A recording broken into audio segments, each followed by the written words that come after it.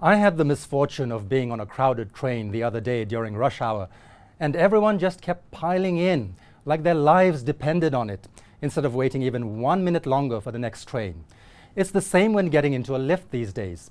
Hong Kong is so ridiculously jam-packed that migrating wildebeests sweeping across the Serengeti seem to be doing a better job of social distancing than us.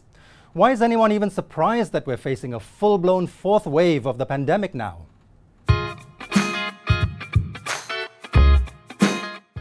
So here we are again, after weeks of escalating warnings by our health experts, right where they said we'd be. From near zero infections, Hong Kong is back to reporting daily COVID-19 cases in high double digits. Success breeds complacency, which in turn breeds failure. Our fearless leader, Chief Executive Carrie Lam, recently came back empty-handed from Beijing, where she had hoped to secure a travel bubble between Hong Kong and mainland China. It's essential for our economic recovery, but she was told to get a house in order first, because the mainland side does not trust that Hong Kongers crossing the border will be sufficiently COVID-free.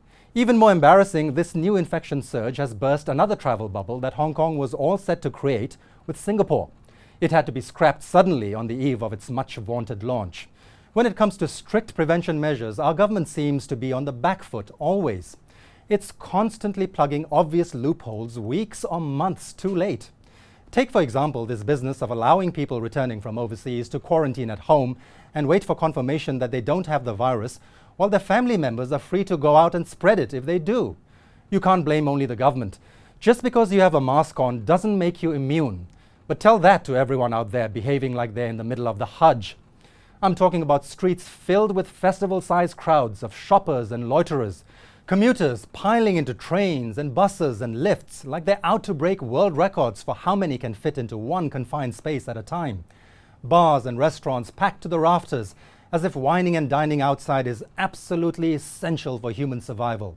Big social gatherings with people taking off their masks for close-range conversations in rooms saturated with saliva mist. Sorry to say, social distancing is happening mostly on paper, not so much in practice. Of course, not everyone has the luxury of working from home. Many need to be out in the streets or at their workplaces to earn a living, to keep the wheels of commerce turning, sure.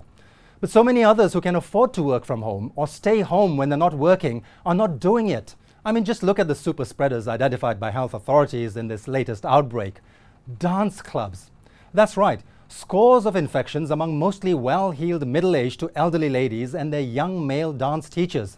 Because that's what you do in the middle of a pandemic when you're bored out of your skull and have plenty of disposable income, the COVID cha-cha.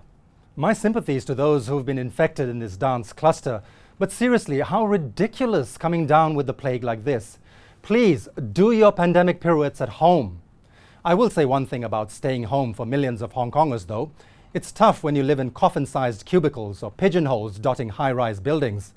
But the appalling state of housing in this city is another rant altogether, and you don't want me to get started again.